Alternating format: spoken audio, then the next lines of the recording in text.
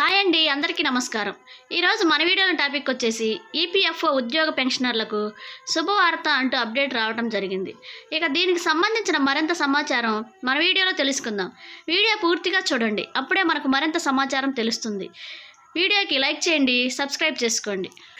ఉద్యోగుల pension scheme కింద అధిక పెన్షన్ చెల్లింపుల విషయంలో గత కొంతకాలంగా సాగుతున్న ఆందోళనకు కేంద్ర ప్రభుత్వంతో పాటు ఈపీఎఫ్ఓ తెరదించాయని భావించవచ్చు. అధిక పెన్షన్ అమలు చేసే ప్రభుత్వం ఖజానాపై సుమారు 10 లక్షల కోట్ల వరకు ఊహించని భారం పడుతుందని గతంలో ప్రచారం జరిగినప్పటికీ ఇప్పటి అంచనాలు వాటిని కొట్టిపడేశాయని చెప్పవచ్చు. తాజాగా ఈపీఎఫ్ఓ విడుదల చేసిన గణాంకాల ప్రకారం దీనివల్ల అదనపు భారం కేవలం 78,000 కోట్లు మాత్రమే ఉంటుందని తేలింది.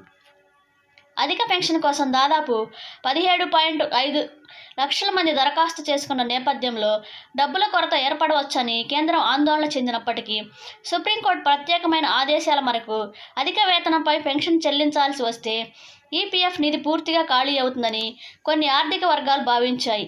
అయితే వాస్తవంగా దరఖాస్తు చేసిన వారి సంఖ్య, వారు చేసిన సేవల కాలంతో పాటు పెన్షన్ ఫండ్కు వారు చెల్లించాల్సిన అదనపు వాటాను పరిగణలోకి తీసుకున్నప్పుడు ఈ వారం ఊహించని దానికంటే చాలా తక్కువగా ఉందని నిపుణులు తెలిపారు.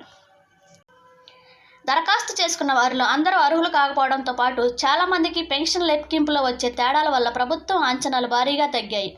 ఈపీఎఫ్ఓ నిర్వహించిన యాక్చువేరియల్ విశ్లేషణ ప్రకారం రాబోయే కొన్ని దశాబ్దాలతో ఈ అదనపు బాధ్యత 78,000 కోట్లకే పరిమితం కాబోతుంది.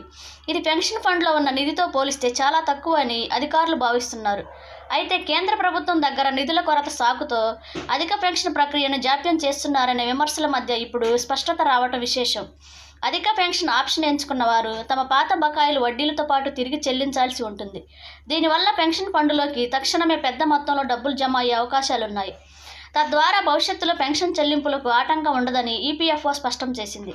తాజా నివేదికలతో అధిక పెన్షన్ కోసం చూస్తున్న లక్షలాది మంది పెన్షనర్లతో పాటు ప్రస్తుత ఉద్యోగులకు పెద్ద ఊరట లభించబోతుంది.